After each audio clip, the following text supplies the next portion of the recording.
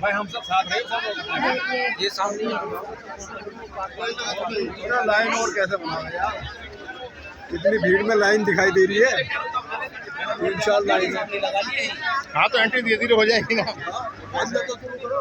नहीं हो रहा है अंदर।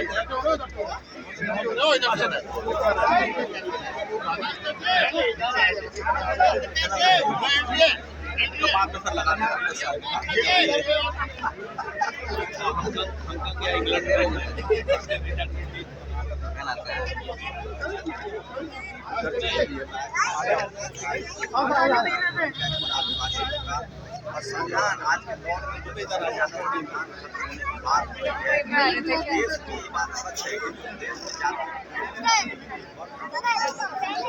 शेयर करेंगे, लॉगिंग करोगे, शेयर करेंगे। ब्लॉग अपलोड सब्सक्राइब किया है मेरा चैनल। बच्चों पास है आपके पास? जी पास ये पास गाड़ी के पीछे नाम लिखिएगा। संविधान के संरचना संरचना परिकल्पना बाबा साहब जता रहे हैं। भाई हम सब साथ रहे सब ये सामने लाइन और कैसे बनाओ यार, इतनी भीड़ में लाइन दिखाई दे रही है। 3 साल लाइन है। हाँ तो एंट्री धीरे धीरे हो जाएगी ना। नहीं हो रहा है अंदर।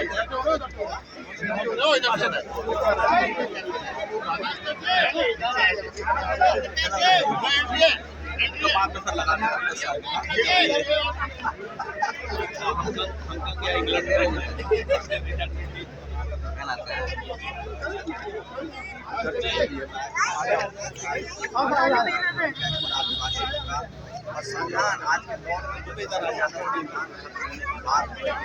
देश की बात सच है कि देश में जाता शेयर करेंगे, लॉगिंग करोगे, शेयर करेंगे। ब्लॉग अपलोड सब्सक्राइब किया है मेरा चैनल। बच्चों पास है आपके पास? जी पास ये पास गाड़ी के पीछे नाम लिखिएगा। संविधान के संरचना संरचना परिकल्पना बाबा साहब जता रहे हैं।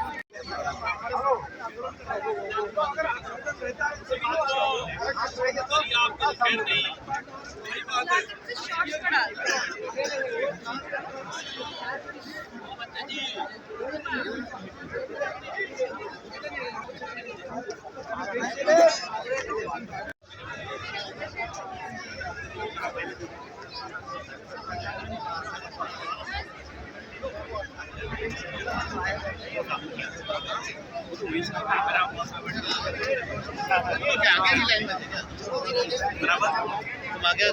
पढ़ाई है तो कहाँ से कहाँ पहुँचाती है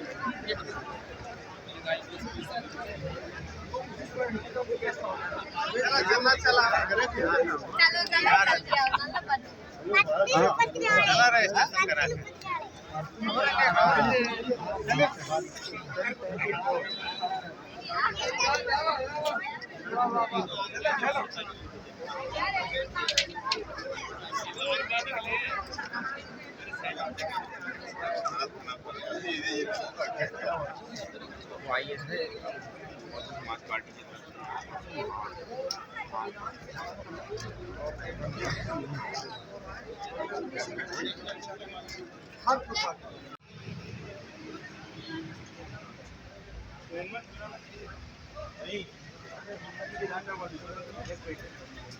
किलो का जवाब करना बस तो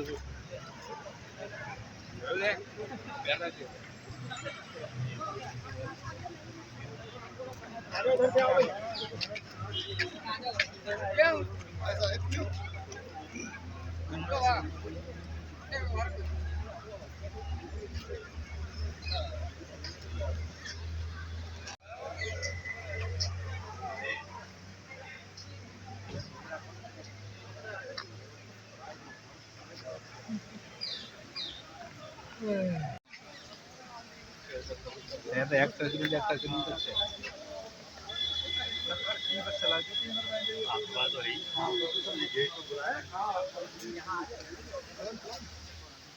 गाड़ी वाला खुद ही अंदर आए हैं। ये ऑटो भी नहीं आने वाले ना तो नहीं अरे आप वाले तो आ गए, ये तो नई रोशनी आई है, लेकिन हमारा भाई है।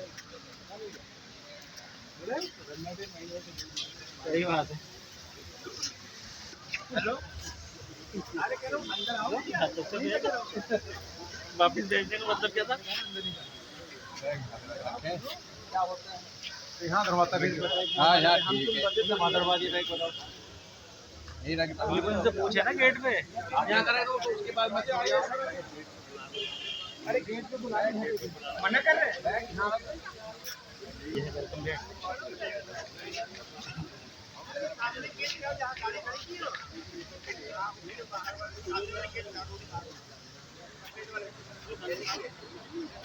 बैग रख लेने एक टाइम का भाई मिल आप हमारे साथ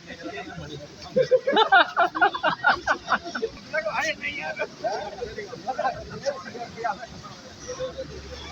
हम तो ऐसे मजे लेते हैं। हम आए फेडरेशन वो मंच पर आ जाए।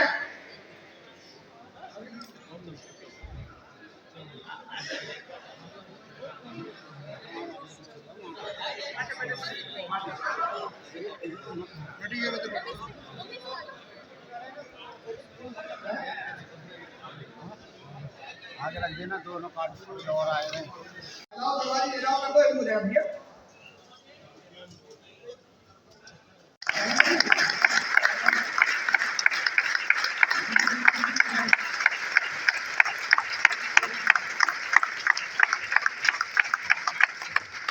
अब राष्ट्रगान होगा, सब लोग सावधान खड़े हो जाए साहब। राष्ट्रगान। जय जन मन अधिनायक जय हे भारत भाग्य विधाता, पंजाब सिंध गुजरात मराठा द्राविड़ उत्कल गंगा, विंध्य हिमाचल यमुना गंगा उच्चल जलधि तरंगा, तव शुभ नामे जागे तव शुभ आशीष मांगे, गाहे तव जय गाथा, जन गण मंगलदायक जय हे भारत भाग्य विधाता, जय हे जय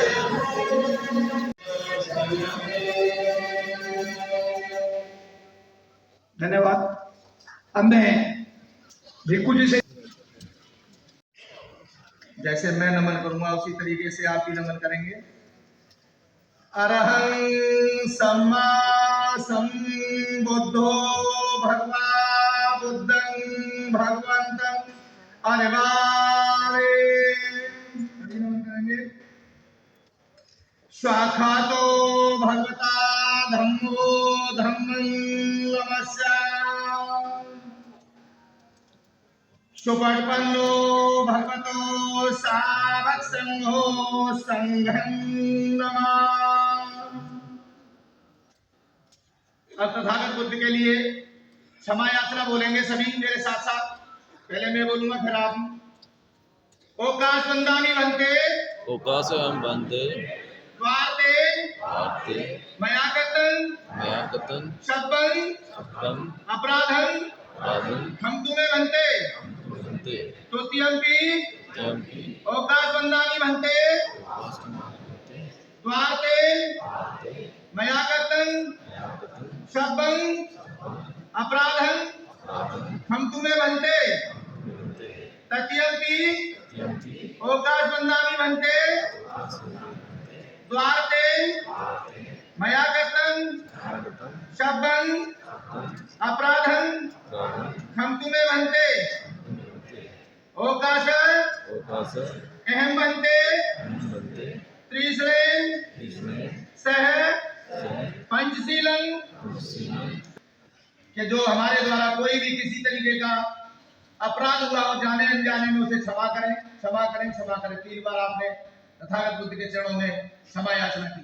उसके बाद आपने कहा कि हमें त्रिशण पंचशील ग्रहण कराएं, तो तथागत बुद्ध के चरणों में आप स्तुति करके त्रिशूल पंक्ति ग्रहण करेंगे। सभी हाथ जोड़ के अपनी अपनी सीटों में बैठेंगे और नमो तस्य भगवतो अरहतो सम्मा संबुद्धस्य। बोलो तस्य भगवतो संबुद्धस्य। दो बार और बोलो। तस्य भगवतो संबुद्धस्य।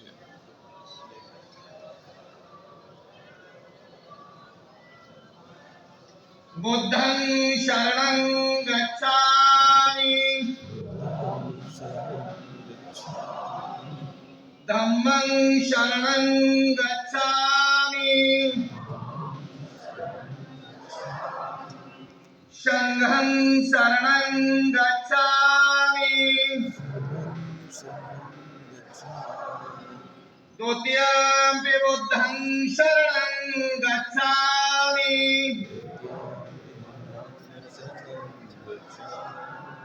द्वितीयं धम्मं शरणं गच्छामि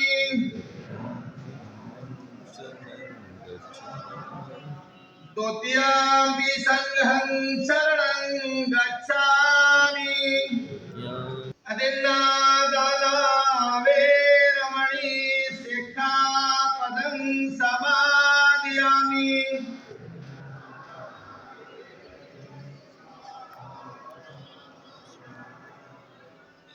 कामेषु मिच्छाचारा वेरमणि सिक्खापदं समादयामि।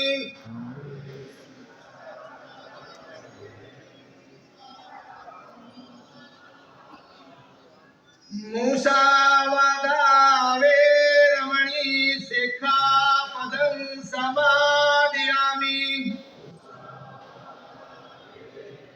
वेरमणि सिक्खापदं समादयामि।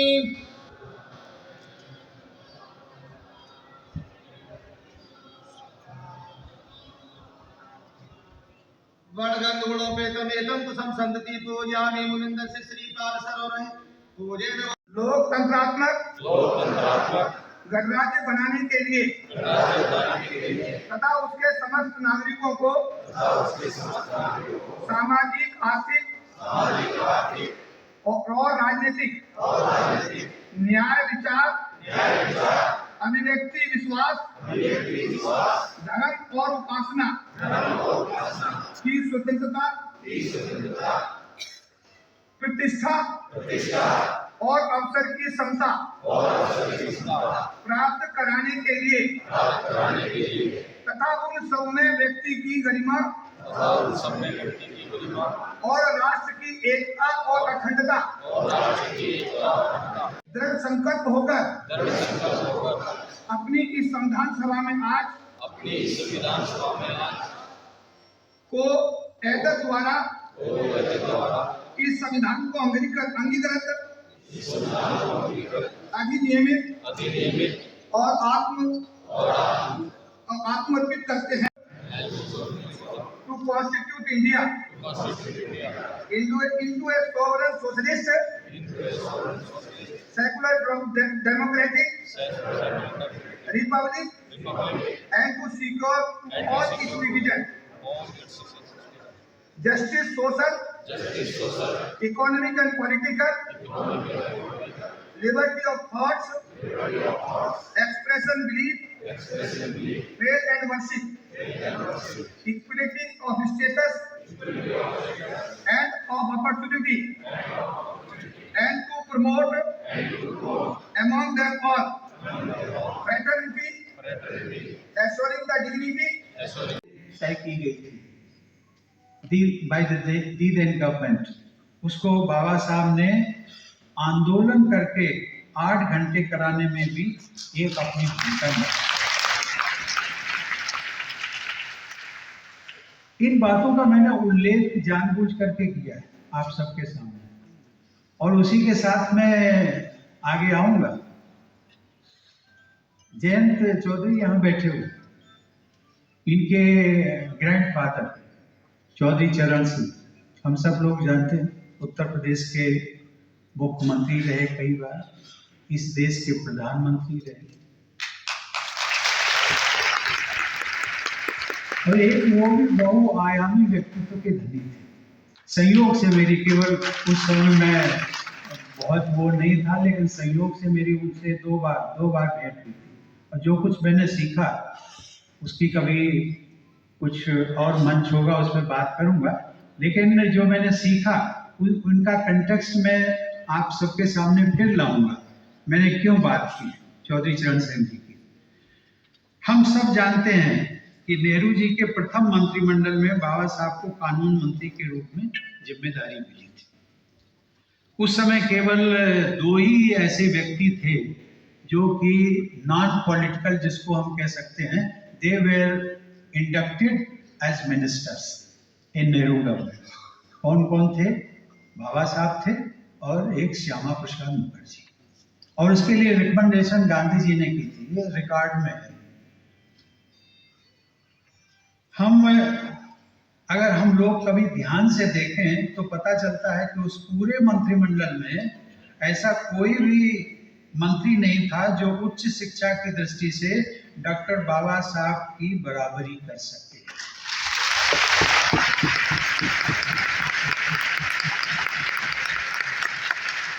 लेकिन बाबा साहब को कभी अपनी उच्च शिक्षा का अहंकार या पद का मोह नहीं रहा।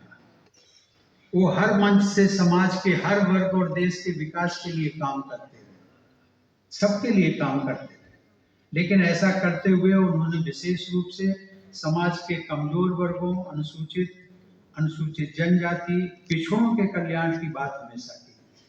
देश की महिलाओं को संपत्ति में बराबरी का दर्जा दिलाने के लिए तो उन्होंने केंद्रीय मंत्रिमंडल से इस्तीफा तक दिया।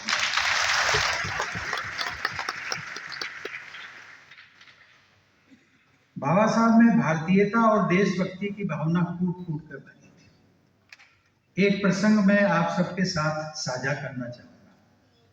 स्वतंत्रता संग्राम के दौरान जो सांप्रदायिक दंगे हो रहे थे, उसमें सांप्रदायिक सौहार्द को बनाए रखने के लिए हमारे देश के स्वतंत्रता सेनानी और बड़े बड़े मूलधन जो नेता थे, इंक्लूडिंग गांधी जी, सब लोगों का ये कहना था कि वे हमें जनता के बीच में जाकर के एक सौहार्द बनाए रखने के लिए एक बात कहनी है। उसमें हमें हिंदू मुस्लिम की बीच में दरार की बात नहीं करनी है। हमें हमेशा कहना है कि हम सबसे पहले भारतीय हैं, बाद में हिंदू, मुस्लिम या ईसाई। ये सभी नेताओं का कहना था। लेकिन बाबा साहब की सोच इस सोच से एक कदम आगे थी। और वो कैसे? बाबा साहब कहते थे कि हम सबसे पहले भारतीय हैं, बाद में भारतीय हैं और अंत में भी भारतीय हैं।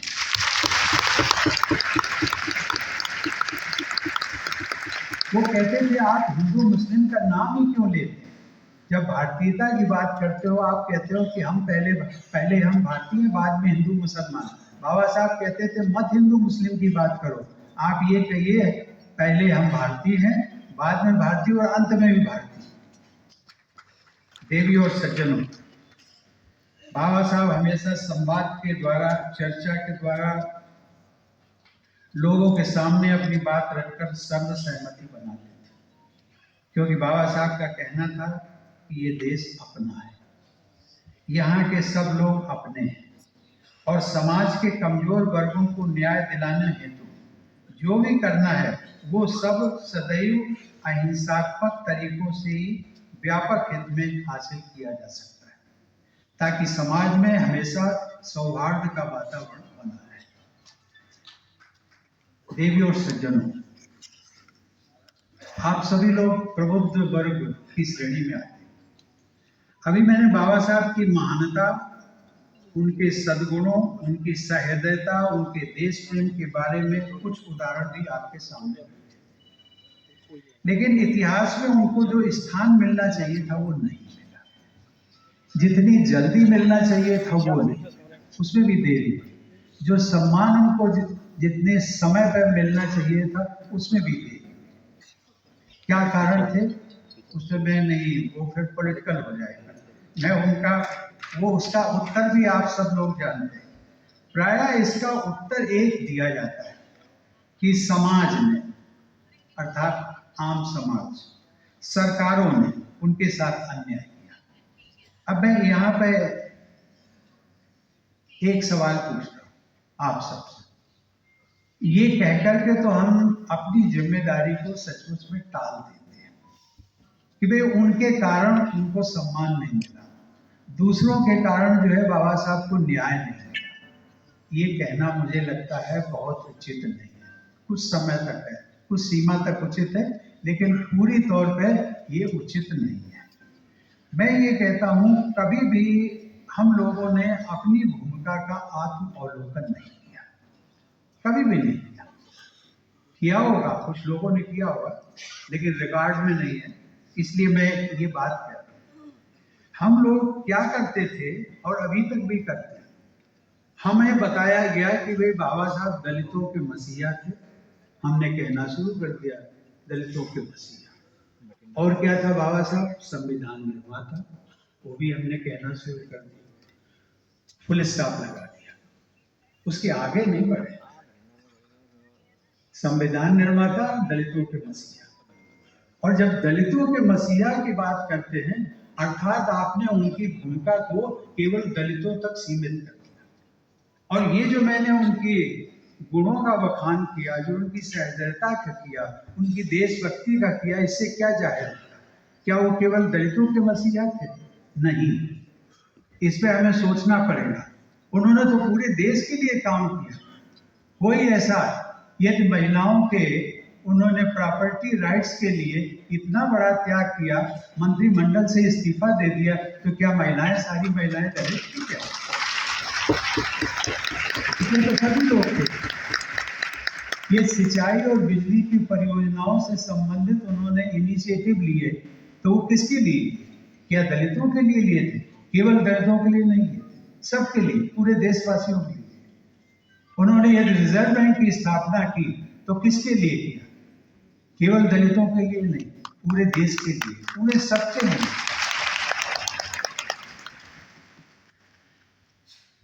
क्या हमने बाबा साहब के प्रति अन्याय नहीं किया? सचमुच में थोड़ी बहुत तो हमारी है ना उनका अन्याय करने में। हम क्यों स्टॉप कर देते जब हम कह रहे थे बाबा साहब दलितों के मसीहा, संविधान निर्माता, बस बात खत्म, उसके आगे नहीं बढ़ते। और क्या थे बाबा साहब? हम उन्हें संविधान निर्माता के साथ साथ राष्ट्र निर्माता क्यों नहीं कहते?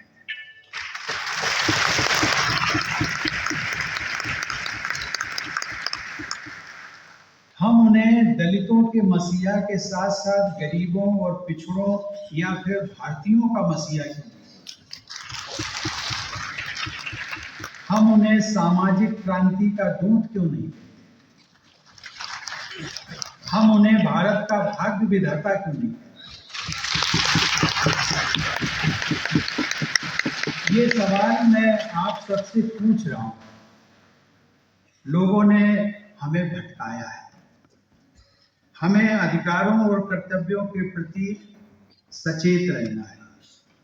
ये जरूरी है कि हम अच्छी शिक्षा हासिल करें, ऐसी शिक्षा जो हमें मानसिक रूप से परिपक्व बनाए।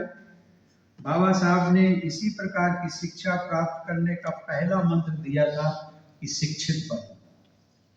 कभी आप लोगों ने सोचा होगा, आप में हम भी शामिल हैं, कभी आप लोगों ने सोचा होगा कि बाबा साहब ने एक मंत्र दिया था, शिक्षित बनो, संगठित रहो और संघर्ष करो। ये क्रम जो है वो क्रम ऐसा क्यों दिया?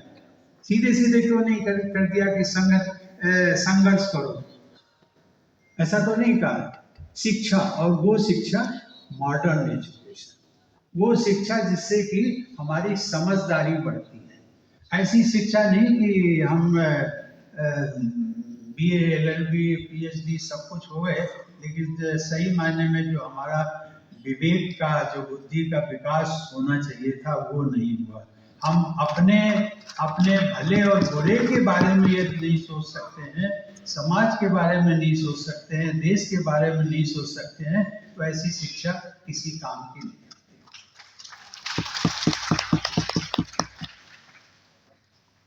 एक मैं यहाँ पर एक बहुत सारे महाराष्ट्र के लोग भी हैं, उत्तर प्रदेश के बहुत सारे लोग हैं। मैं एक बात आपसे शेयर करना चाहूँगा कि मेरी बहुत एक इच्छा थी कि बाबा साहब का जो पैतृक गांव है अंबावली, रत्नागिरी जिले, वहाँ जाए। जाने के लिए पहले भी जा सकते थे बाद में, लेकिन मैंने ये तय किया था कि राष्ट्रपति रहते हुए मैं उनके पैतृक गांव जाऊंगा। और सचमुच में वो मुझे सौभाग्य मिला जब मैं उनके गांव में गया। ये रत्नागिरी जिले में मुंबई और गोवा हाईवे पर स्थित है। ठीक हाईवे से एक 4-5 किलोमीटर की साइड में है। मैंमैंने इसका जिक्र जानबूझ करके किया। मैं चाहूंगा कि सही मायने में वो तीर्थ स्थल है। आप लोग जाते हैं, गोवा जाते हैं, मुंबई जाते हैं, परिवार के सहित जाते हैं। मुझे लगता है एक बार यदि आप तय कर लेंगे कि वे मुंबई जाना है, गोवा जाना है, तो इस स्थल पर भी बाबा साहब की जो पैतृक गांव है उस पर भी हम जाएंगे और देखेंगे कि वाकई में क्या बाबा साहब ने क्या दुख तकलीफ कितनी सही है और क्या उनकी जीवन की जो दिनचर्या थी उसका हम एक अनुभव कर सकते हैं। देवी और सज्जनों, अद्भुत प्रतिभा, मानवता के प्रति करुणा और अहिंसा पर आधारित उनकी जीवन यात्रा व उपलब्धियों को देश से लेकर विश्व समुदाय तक ने मान्यता दी है। 2015 में डॉक्टर आम्बेडकर की 125वीं जन्म जयंती के उपलक्ष्य में 26 नवंबर को अधिकृत रूप से भारत सरकार ने संविधान दिवस के रूप में मनाने का फैसला किया। इसका श्रेय प्रधानमंत्री नरेंद्र मोदी को जाता है।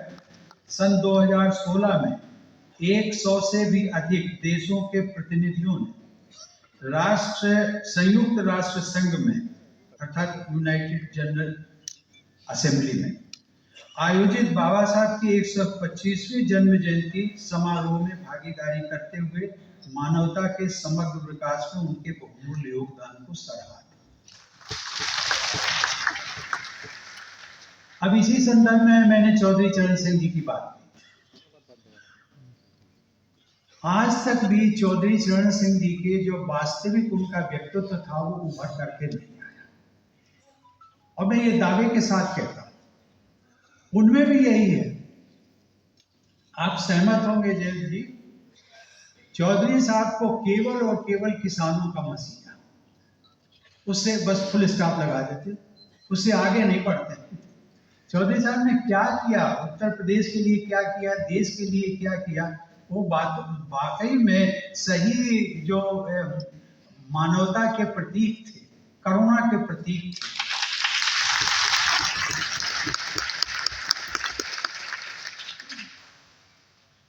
उन्होंने ग्रामीण अर्थव्यवस्था को एक नया रूप दिया। देश, हमारा पूरा देश जो है वो गांव में ही तो बसता है। चौधरी चरण सिंह जी ने एक ग्रामीण अर्थव्यवस्था में एक नया आयाम दिया। उसकी कोई बात नहीं करता, कोई नहीं करता। मैं सही हूं ना?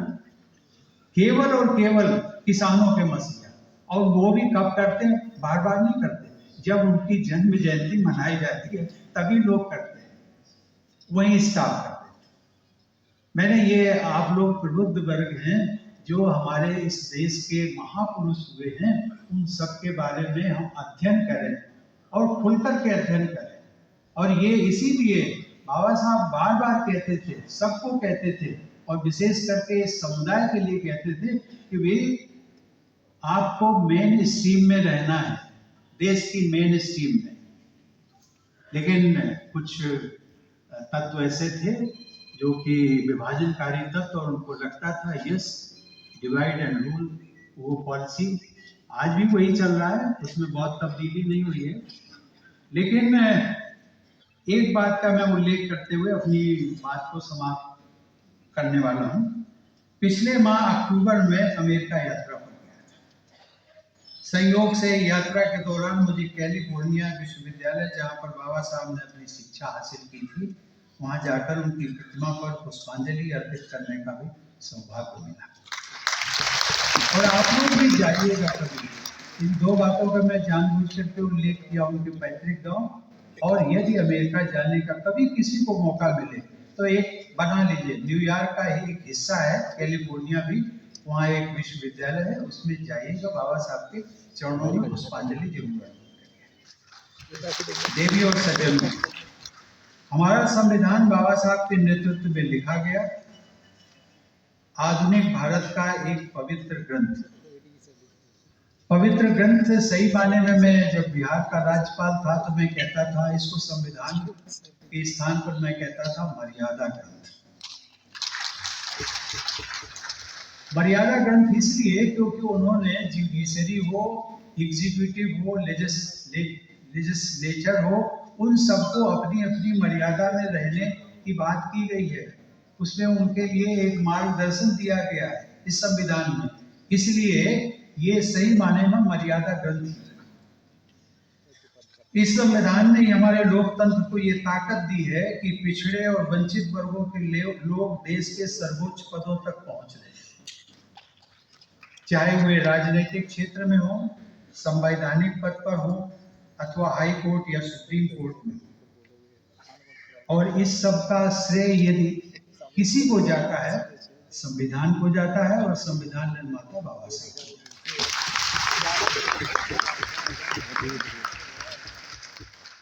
ये भारतीय समाज को सुधारने के बाबा साहब के प्रयासों का ही परिणाम है कि आज इन वर्गों के लोग आधुनिक भारत के निर्माण में अपना महत्वपूर्ण योगदान दे रहे हैं। देवी और सज्जनों, पिछले कुछ वर्षों में टेक्नोलॉजी का चलन बढ़ा है। ऐसा विशेष रूप से इसलिए है क्योंकि हम तेज तकनीकी परिवर्तन के युग में रह रहे हैं। इसका समाज के हर वर्ग को लाभ मिल रहा है। डिजिटल टेक्नोलॉजी द्वारा financial inclusion and direct benefit transfer एक ऐसा उदाहरण है जहां टेक्नोलॉजी ने जन कल्याण की योजनाओं में करप्शन, डाइवर्जन और लीकेज को रोककर सामाजिक न्याय को और भी सक्षम करने में मदद की। आधुनिक टेक्नोलॉजी ने हमारे सामने एक चुनौती दी, वो ये है कि तकनीकी प्रगति ने एक डिजिटल डिवाइड को जन्म दिया, जहां समाज में गरीब, अनुसूचित जाति, आदिवासी और पिछड़े लोगों के पास टेक्नोलॉजी की पहुंच बहुत कम है। यह डिजिटल डिवाइड समाज में मौजूदा असमानताओं को और बढ़ा सकता है, क्योंकि टेक्नोलॉजी तक पहुंच के अभाव में लोग नए आधुनिक शैक्षिक व आर्थिक अवसरों से वंचित होते जा रहे हैं और नए अवसरों का उपयुक्त लाभ नहीं उठा पा रहे हैं। लेकिन यह एक वैश्विक समस्या है। हम सबको इसी डिजिटल टेक्नोलॉजी के युग में जीना है, इसी टेक्नोलॉजी के युग में मरना है। अच्छा होगा कि हम बाबा साहब के दिए गए मंत्र, जिसमें कहा गया था शिक्षित बनो, संगठित रहो, संघर्ष करो, का नई ऊर्जा के साथ पालन करते हुए हम आधुनिक शिक्षा पर जोर दें, नहीं तो विकास की दौड़ में हम और भी पिछड़ जाएंगे। ये सच है। यदि हमने अपने बच्चों पर, मैं पूरे देशवासियों के लिए कहता हूँ, खास करके जो ग्रामीण इलाके में, आप कुछ भी करें, कुछ भी मतलब ऐसा नहीं कुछ भी करें, लेकिन आप अपनी अर्थव्यवस्था, जो आपकी आजीविका है, उसमें से अधिक से अधिक धन आप अपने बच्चों की उच्चतम और मॉडर्न एजुकेशन पर खर्च करें। आज यदि आपको टेक्नोलॉजी पर नहीं है, लगता है कि नहीं इससे कुछ फर्क नहीं पड़ता, आप ट्रैवल करके देखिए, इंडिया में ट्रैवल करके देखिए, बाहर जाइए, बहुत दिक्कतें आती हैं यदि आपको टेक्नोलॉजी से आप अनभिज्ञ हैं। और ये चीजें अभी जो मॉडर्न युग में और भी चीजें आती रहेंगी, हमारे जीवन में आएंगी, उसमें हम और भी पिछड़ जाएंगे। 26 नवंबर 2024 अगला वर्ष, उसकी भी मैं थोड़ी सी बात करूंगा। अब से ठीक 12 महीने बाद संविधान को अपनाने की 75वीं वर्षगांठ। ये चिंताजनक भी है और संविधान होगा ही नहीं। कंसर्न भी है हम सबका कि हमारे बहुत से नागरिकों को संविधान के प्रावधानों के बारे में विस्तृत जानकारी नहीं। उन्हें इस बात का पूरा आभास नहीं होता है कि संविधान हमें से प्रत्येक व्यक्ति और हमारे पूरे समाज के लिए क्या मायने रखता है। आप सबको मेरा सुझाव है, एक सुझाव जो 75 वर्ष हम संविधान के पूरे होने पर करेंगे, उसको भव्यता, दिव्यता और एक ग्रैंड शो के रूप में केपी चौधरी जी आपसे अनुरोध कर रहा हूं, आप मनाइएगा। तैयार?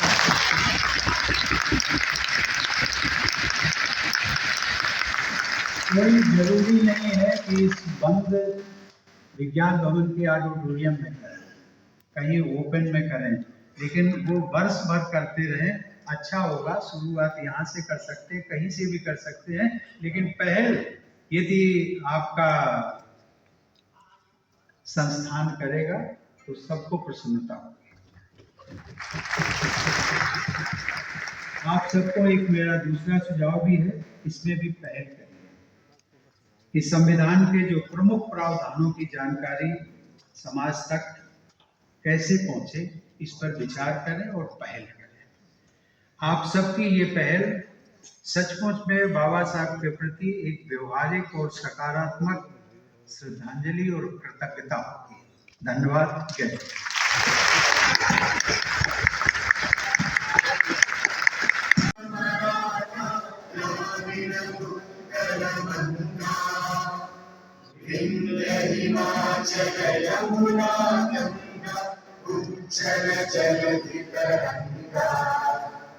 तब शुभ नामे जाके, तब शुभ आशीष मांगे, गाए तब जय गाथा। जय जन मंगल नायक, जय हे भारत भाग्य विधाता। जय हे, जय हे, जय हे, जय जय जय जय हे।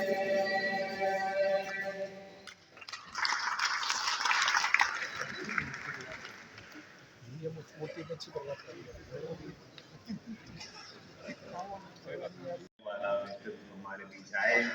रामनाथ जी ने इतना एक सकारात्मक संदेश दिया, श्रद्धांजलि दी बाबा साहब को और हम सबको। उनके लिए उनके जो शब्द थे हमारे लिए प्रेरणादायक थे। और उसके बाद जब राष्ट्रगान भी हो गया तो मेरे समझ में अब हम लोग यहाँ ज़्यादा और अपने विचार रखें शायद वो अनुचित होगा, लेकिन फिर भी मैं आपके भावना का सम्मान करते हुए और इतना प्रयास और इतना शानदार कार्यक्रम आपने आयोजित किया है, मैं ज़्यादा कुछ नहीं कहूँगा। अपने तरफ से बधाई दूंगा महासंघ को, पूरे देश के जो डेलीगेट्स यहाँ उपस्थित हैं। ये कुछ तारीख ऐसी होती हैं कि अगर हम उन तारीख को नहीं मनाएंगे तो फिर वह तारीख इतिहास में दर्ज तो रहेंगी, लेकिन जो सबक हम सीखना चाहते हैं और अगली पीढ़ियों को जिन विचारों से जोड़ना चाहते हैं, उस मिशन में हम कमजोर हो गए। और ऐसी ही तारीख है 26 नवंबर, जिसके पूर्व संध्या, संविधान दिवस की पूर्व संध्या में आज उसी उपलक्ष्य में यहाँ उपस्थित हैं। बड़ी खुशी है, कल सुप्रीम कोर्ट में बाबा साहेब की विशाल प्रतिमा का अनावरण हुआ।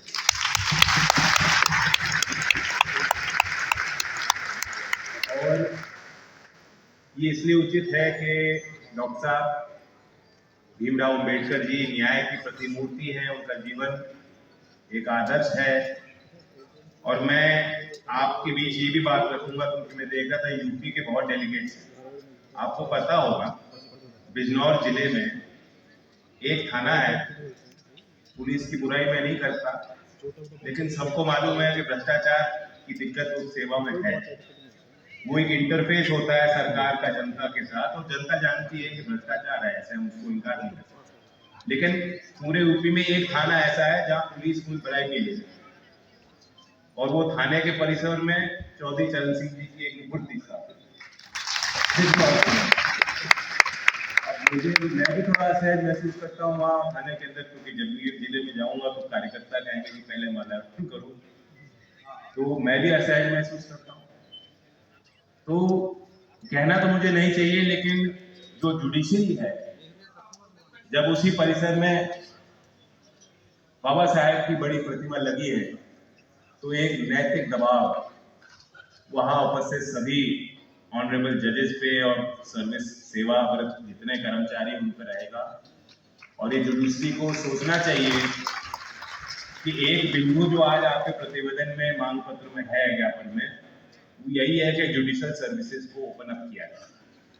जिस तरह देश का पार्लियामेंट, देश की संसद समाज के आईने के तौर पे देश की राजनीति होती है, और कोशिश होती है सभी राजनीतिक दलों की कि भागीदारी हर वर्ग की उस सदन में हो, लोकतंत्र में हो, तभी वो लोकतंत्र की जड़ें मजबूत मानी जाती हैं।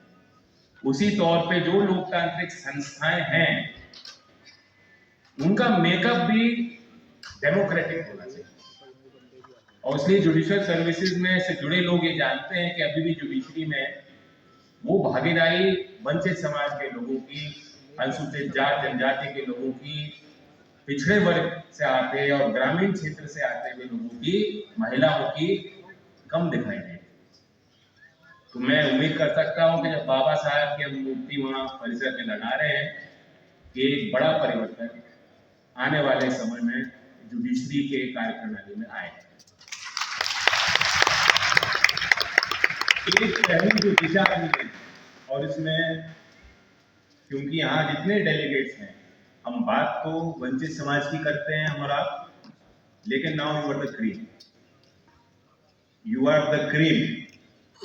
और हमें और आप पे बहुत बड़ी जिम्मेदारी बन जाती है कि जो हमसे कमजोर हैं, हम उनके लिए क्या कर सकते हैं। एक बड़ा बिंदु है, एक बड़ा विचारणीय सवाल है, एनहाइलेशन ऑफ कास्ट, जो बाबा साहब का सपना था। हमें निरंतर सोचना होगा कि ये जातिता की भावना, ये जाति पे आधारित द्वेष और शोषण की जो भावनाएं हैं, वो हमारे क्या डीएनए में है। देश में जितनी कुरीतियां हैं वो समाप्त हो जाएंगी, लेकिन क्या ये आखिरी बात कुरीति होगी जिसको हम खत्म कर पाएंगे अपने बीच में? मैंने बहुत पढ़े लिखे लोगों की बात करता हूँ। आप किसी कॉलेज के कैंपस में जब चुनाव होता है छात्रों के बीच, वहां माहौल देखिएगा। वकीलों के बीच जब बार एसोसिएशन का चुनाव होता है, माफ कीजिएगा कोई वकील यहाँ हो, वहां जाके माहौल देखिए। दो ही बात होती है, क्षेत्र तो होता ही है, लेकिन उससे ऊपर होता है जाति। इतने पढ़े लिखे वर्ग जो क्रीम है सोसाइटी के, जब वो भी चयन करते हैं तो उनके उस चयन के फैसले के पीछे कहीं ना कहीं घुमा के जातीय पहचान। इस देश में क्राइम की हम बात करें, जो एट्रोसिटी एक्ट है SC/ST का, उसमें कितने मुकदमे अब दर्ज हो गए, कहीं भी संख्या घटती नहीं दिखाई देती। गृह मंत्रालय के आंकड़ों के अनुसार 2020 के जो आंकड़े हैं, 53,886 मुकदमे SC/ST के खिलाफ दर्ज हुए। अब उसमें कुछ लोग ये कह सकते हैं कि नहीं जी, वो एक्चुअली उससे प्रेरित नहीं था जातीयता से, वो लेकिन वो मुकदमा दर्ज किया गया। और इसलिए लोग कहते हैं क्योंकि प्रोसिक्यूशन रेट, अंतिम छोर तक उस बात को, मुकदमे को पहुंचाने में हम लोगों की कमियां हैं। इसलिए मैंने शुरुआत की, जुडिशरी पे सवाल लगाए हैं। ये सब हम सबको सोचना चाहिए कि हम चीज क्या गलत कर रहे हैं, कि हम इसको काबू में नहीं रखते। मैं एक और बात रखूंगा और फिर अपने वाणी को विराम दूंगा। वो एक ज्वलंत मुद्दा है जातिगत जनगणना। 1931 के बाद हुआ नहीं देश में।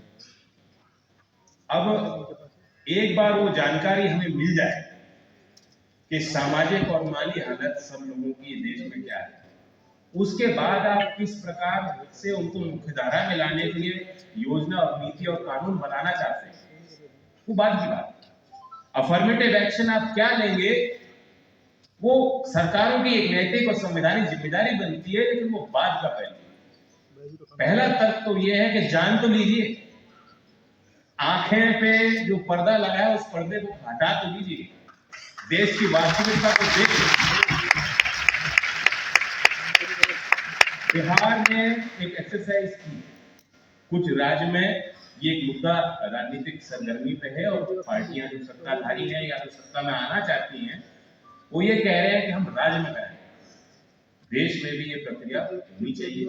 इसमें अलग अलग राय हो सकती है, ये राजनीतिक मंच नहीं है, लेकिन जो बिहार की एक्सरसाइज है जो महाराष्ट्र राज्य की सरकार ने किया, मैं बधाई देता हूँ।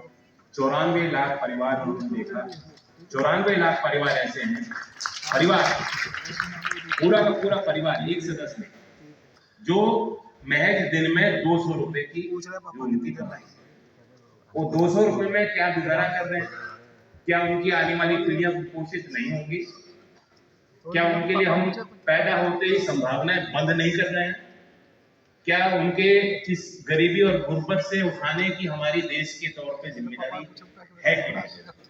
और जो तस्वीर बिहार की है, क्या जो दूसरे क्षेत्र देश के जहां आदिवासी मूल तौर पे रहते हैं, जो पूर्वोत्तर पूरा इलाका है देश का, और उत्तर प्रदेश से भी मैं जो लोग आते हैं वो जानते हैं कि ऐसा नहीं है कि उत्तर प्रदेश बहुत आगे है।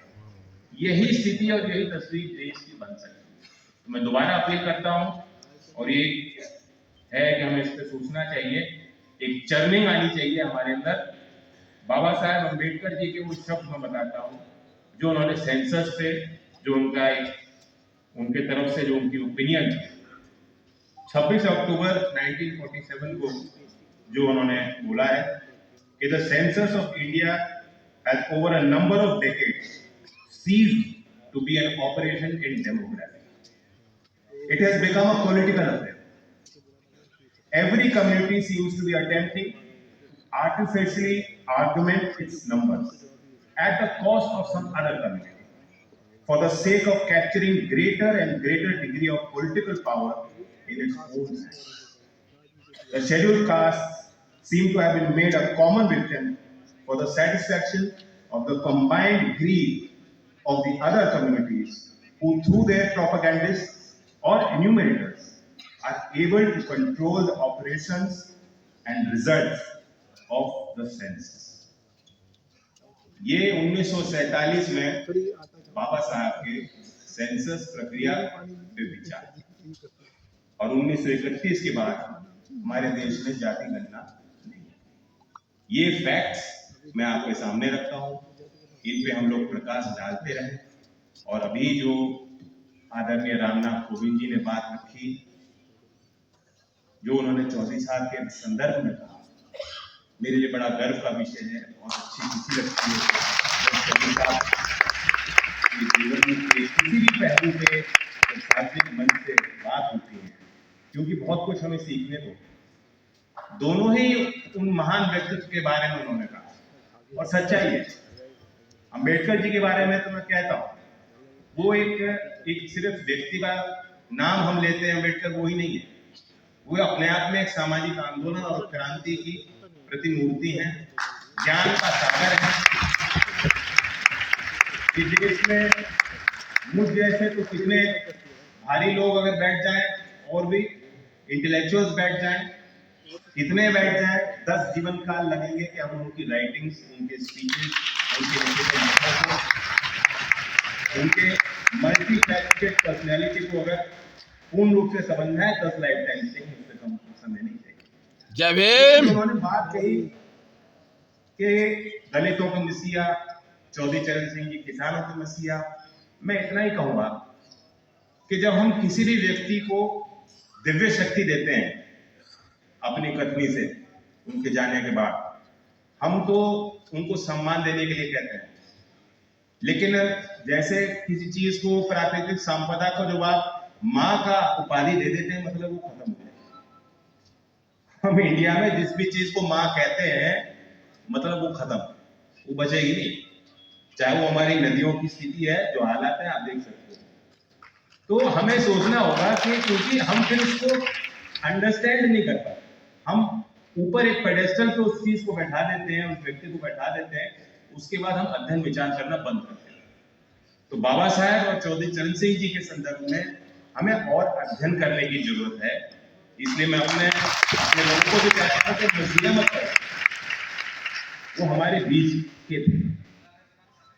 वो मूल तौर पे भारतीय थे। गांव की संस्कृति, गांव की पीड़ाएं, देश के मूल असली चरित्र और समस्याओं पे उनके विचार थे और उन्होंने अनन्य काम किए। आइए मिलकर उनके काम और उनके जीवन को बेहतर तौर से हम समझ पाए, सबक सिखा पाए औरों को भी, ताकि 21वीं सदी में Bharat world comedy of Nations में अपना स्थान पाए। धन्यवाद।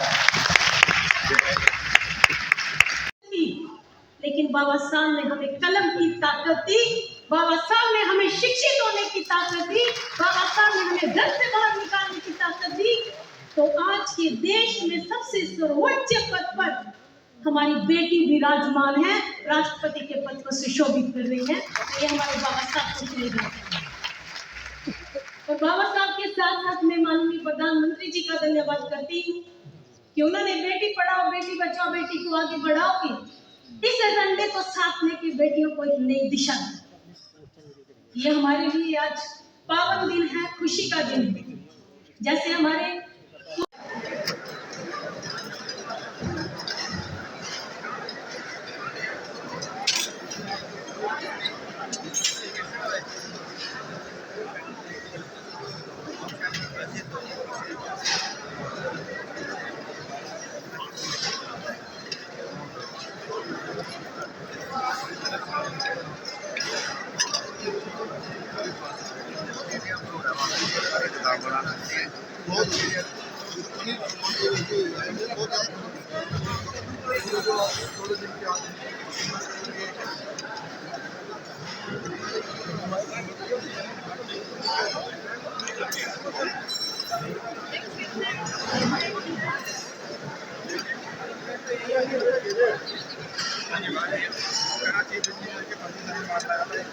ये गाड़ी हो रही है, ये गाड़ी हो रही है यार, रोड में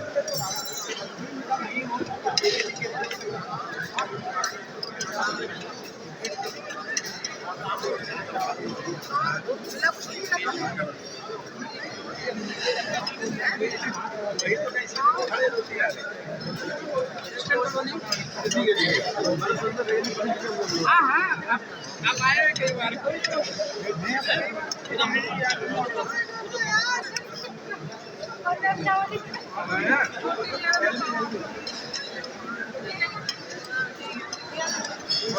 बहुत बढ़िया। जय भीम।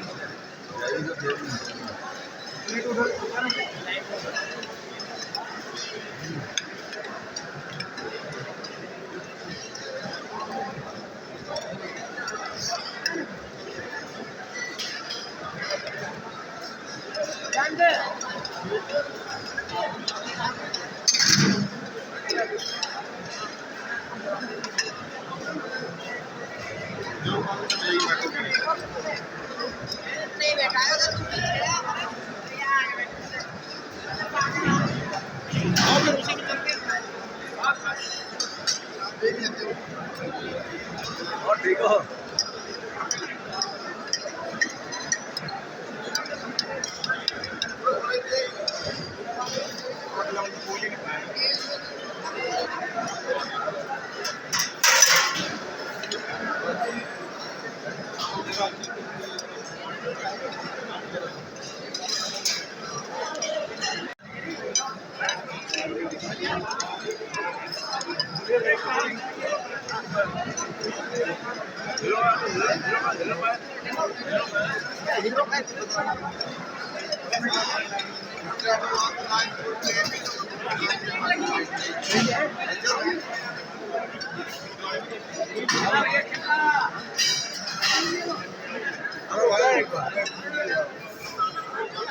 हाँ, खाना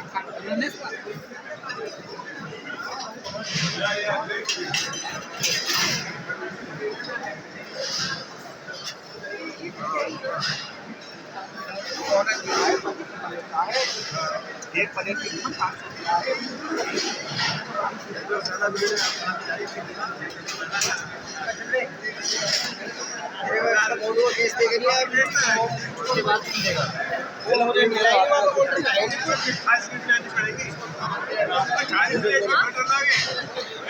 ऑटो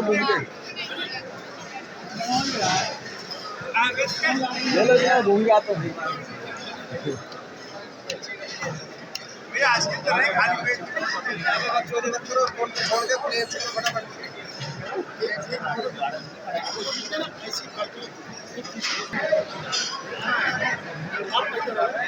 आता हूँ मैं भी आता हूँ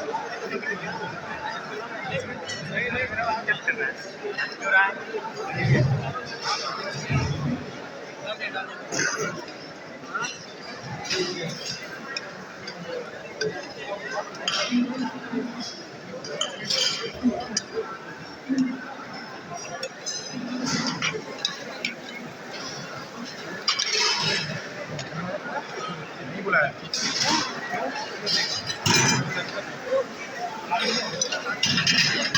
कबाब नहीं है